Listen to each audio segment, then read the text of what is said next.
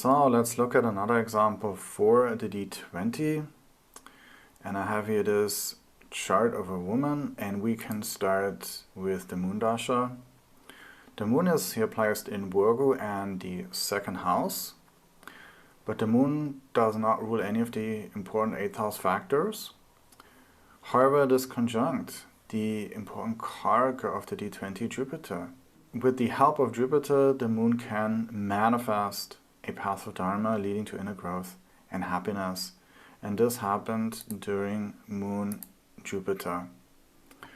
So what exactly happened in moon Jupiter? Well, she fell completely in love with a guy, and against her parents' wishes, she moved out from home and moved in with this guy several hundred kilometers away from where her parents lived. And she made an abrupt decision, to follow this guy. And we can see here that Jupiter doesn't rule anything here, okay? But he rules the 8th from the Lagna. And so this shows that, first of all, there's a secondary 8th house agenda here that Jupiter does have. But more importantly, the 8th house brought about this sudden event that shocked her parents and changed this person's life forever. So now we can also go here to the D1 and get a better idea why this happened. So in the D1, we can actually see the story unfolding. Jupiter rules the 7th house of partners and activates relationships during Jupiter Dasha. Jupiter basically facilitated that she can meet and fall in love with a guy during its Dasha. But we also got Rahu here, and Rahu's influence brought this bold and impulsive move. Rahu loves to defy convention, and in this case also her parents. And Rahu in the 7th house pushed her into this uncharted territory in her love life. She basically just said to her parents, listen, I met this guy recently, I think he's the one. I've already packed my stuff and I'm moving in with him. I'll call you soon, don't worry about me, bye. And so the D20 doesn't necessarily always have to do with meditation or visiting a temple or doing some type of spiritual activity. It simply means devotion to something that helps us become a better and happier person. And that always involves an element of surrender and letting go of our ego. And so for her, she was so convinced that this guy came into her life for a reason, which was to help her grow and live out her purpose. Next came Mars Dasha. Mars is in Scorpio in its own sign and capable of manifesting inner strength and the ability to face deep inner blocks. And so Mars Dasha became a time of deep healing for her. Mars is here also manifested by Mercury, and this shows that the devotion is found in the practical aspects of life, namely business, managing clients, and in some type of worldly purpose. Mars is also aspected here by Saturn, but from its own sign, and that gives extra structure and discipline to her devotion. Now, we can also see that not everything was straightforward. Mars also rules the 12th house of surrender and the 8th house of dependency. And so what happened is her husband wanted children, but she didn't really feel the call. She was just happy running her business, but then she agreed out of love and loyalty. And we can see here that Mars also rules Venus, the karaka of marriage. And so she became really devoted to her husband and her children, and basically sacrificed her own personal desires. Mars here also rules the 10th house of ambition and the 2nd house of financial responsibility. And she put those things, onto the back burner and focused on her role as a mom. We can see that the 4th house is here as well. And so Mars rules home and motherhood as well, which became very important themes of devotion for her during Mars Dasha. Now, how does Mars particularly rule children in the D20? Well, Saturn is the Putra Karaka, and 5th from Saturn is Taurus, and Mars rules Venus, the Lord of Taurus.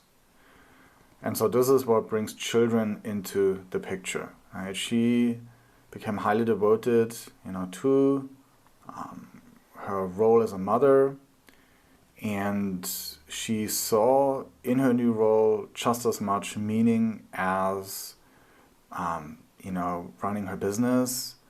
She just wanted to do her best and be fully present and there for the people that she loved. And so we can see that the D20 can make a big difference in a person's life. A person can see every aspect in their life as an opportunity to grow, and they are enthusiastic every day to become a better person. They understand that challenges are normal and part of the growth process, and when those tests come and they have passed them successfully, they feel a lot of satisfaction because another inner block is removed. And as a result, they are able to connect with the world around them and with themselves on a deeper and more satisfying level. But then Rahu Dasha came, and Rahu Dasha is really easy. If you're willing and ready, then we can learn important lessons in Rahu Dasha. Rahu Dasha is a separating factor, and it is here conjunct one of the important factors in the D20, namely the 3rd house.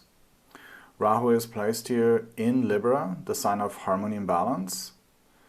But of course we know Rahu is known for doing just the opposite. It's the planet that disrupts harmony and peace and likes to turn our world upside down. Okay.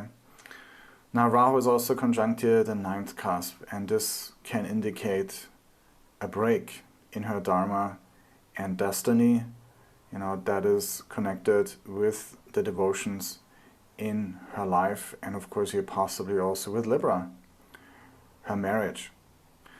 But now let's also have a look at the D1, and maybe we can figure out where the big changes might happen. Rahu is here in the 7th house of marriage. And so right away we can understand that in Rahu there will be big challenges in her marriage. And so what happened in Rahu, her husband decides to leave her and the children. There's a rule that in Rahu destroys the house it's in. And what happened, the husband wasn't as mature as her, and he just couldn't bear the responsibilities of parenthood any longer, and he just left the family. And as is normal with Rahu, this was a sudden revelation of the husband. He never mentioned his struggles and everything seemed to be fine, but it wasn't. And so what she once believed was her path and destiny, the marriage and the shared future, came to a sudden end here right away in Rahu. But yet, despite the shocking news, she remained actually calm and confident. And so let's go back to the D20. In the D20, we can see that Rahu's lord Venus is conjunct Mars in Scorpio. And so that gave her a lot of strength and confidence in her ability to raise the children all by herself. We can see that Rahu is also aspected here by the Sun from its Mula Trikona sign, right? Which is, of course, a stabilizing factor in any Varga. And here in the D20, it basically acts as a spiritual backbone. And so even as her marriage fell apart in the beginning of Rahu, she maintained the devotion to her children and was confident in managing life by herself and growing through life's trials. Rahu can be misunderstood as purely negative, but in her case, it was acting as a liberating factor, right? She didn't become bitter or broken after the marriage fell apart or the husband left her. She discovered a deep contentment in being a single mother. Her life revolved around her children and she really loved it. And she didn't really hold any grudges towards her ex-husband, right? She really had no desire to return actually to how life was before. And we can see that a lot of her attitude really stems from this strong Rahu Dasha in the D20. She got the strength and the optimism in her life from this powerful D20. We can see that Rahu is aspected from this powerful Sun, from the Lagna. Rahu's Lord Venus is manifested by Mars and Mercury and aspected by Saturn from its own sign. And as a result, she never fully broke contact with her ex-husband, right? She didn't hold grudges.